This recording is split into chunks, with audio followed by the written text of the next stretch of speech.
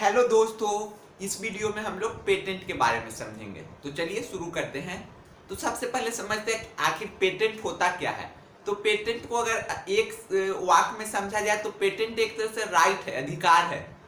किसको राइट मिलता है? यह तो जो इन्वेंट करता है उसे राइट मिलता है, जो पेटेंट करवाता है उसे पेटेंटी कहते हैं। तो चलिए शुरू करते हैं। अब patent is an statutory right. अब ये इसका मतलब समझिए। स्टैट्यूटरी कहने का मतलब क्या हो गया कि यह ऐसा राइट है जो संसद ने हमें दिया है। अगर इंडिया की बात करें तो for the invention granted for a limited period of time to the patentee. किसे दिया गया है? जो पेटेंट करवाया है उसे क्या कहेंगे? Patentee. By the government in exchange of full disclosure of invention. तो देखिए, इसके बदले में पेटेंटी को अपना पूरा इन्वेंशन को डिस्क्लोज करना होगा गवर्नमेंट के सामने, गवर्नमेंट के ऑफिशियल्स के सामने। An invention relating either to a product और a process can be patent. तो देखिए, पेटेंट किस चीज का होगा? तो सिर्फ प्रोडक्ट का होगा या फिर प्रोसेस का होगा? तो देखिए, पेटेंट जब भी होगा दोनों का हो सकता है, या फिर आप चाहे तो इंडिविजुअल भी करा सकते हैं, लेकिन आइदर आमतौर पर जो करवाते हैं इन्वेंटर वो दोनों का करवा लेते हैं, प्रोडक्ट का भी और प्रोसेस का भी। अब समझिए दोनों में अंतर क्या है। तो जैसे मान लीजिए कि मैंने एक पेन बनाया, एपीएल अंकित प्रोडक्शन लिमिटेड के नाम मेरी एक कंपनी है, और उस कंपनी में मैंने एक पेन बनाया अंकित पेन। तो अब समझिए कि प्रोडक्ट का पेटेंट करवाने का मतलब है कि अंकित पेन के नाम से अब कोई दूसरा मार्केट में पेन नहीं आ सकता है, क्योंकि मैंने इस पर पेटेंट करवा लिया है। और प्रोसेस और सेम टू सेम ऐसा ही पेन मैंने अंकित पेन के नाम से आ सकता है, लेकिन जो पेन मेरा है, जैसे मैंने पेन बनाया कि मैं सोचता हूं और ये ऑटोमेटिक लिखता है, तो ऐसा पेन मार्केट में नहीं आ सकता। और प्रोसेस पर पेटेंट करवाने का मतलब है कि जिस प्रोसेस का मैंने यूज करके बनाया है वो प्रोसेस पर भी कोई, उस प्रोसेस का यूज करके भी कोई, मान लीजिए कि कोई बीपीएल, मेरा एपीएल कंपनी है, कोई बीपीएल कंपनी लॉन्च किया और मेरा ही प्रोसेस पूरा यूज किया उसने और एक पेन बनाया बीपीएल पेन, तो वो भी वायलेट हो जाएगा, वो भी वायलेशन ऑफ लॉ, क्योंकि मैंने प्रोडक्ट का भी पेटेंट करवा रखा है और प्रोसेस का भी पेटेंट करवा रखा है। अब समझिए, it prevent the third party who don't have consent from the act of making.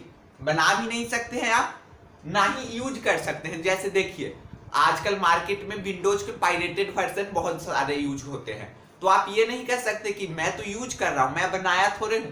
आपके पास, आप जो पेटेंट प्रोडक्ट नहीं है उसे यूज भी नहीं कर सकते। अगर यूज भी किए तो कहीं ना कहीं आप लॉ के वायलेट कर रहे हैं।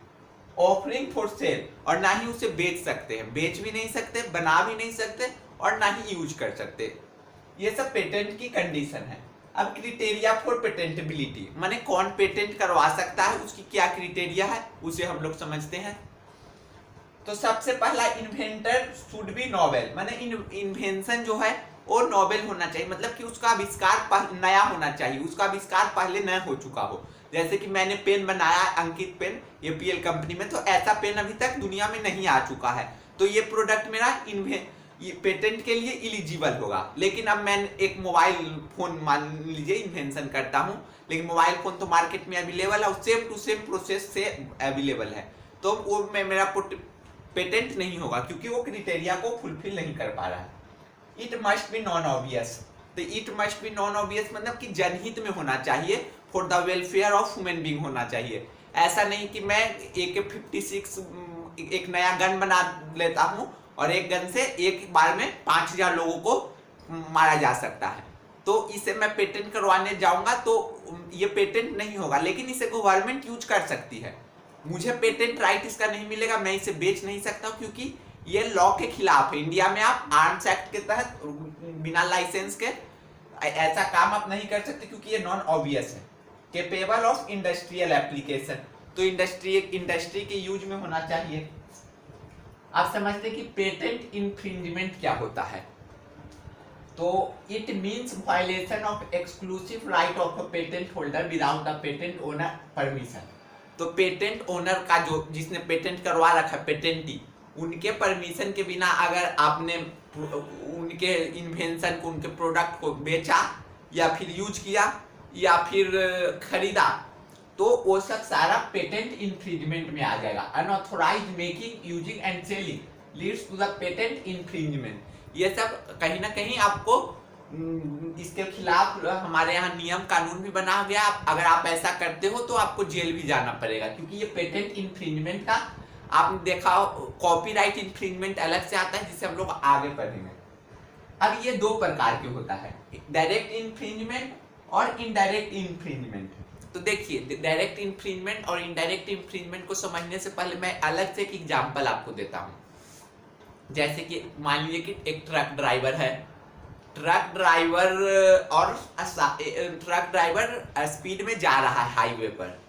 अगर उसके ट्रक से कोई इंसान आगे से उन्होंने धक्का मारा, वहीं पर उस इंसान की मृत्यु हो जाती है, तो वो इनडायरेक्ट इंफ्रिंजमेंट हो गया।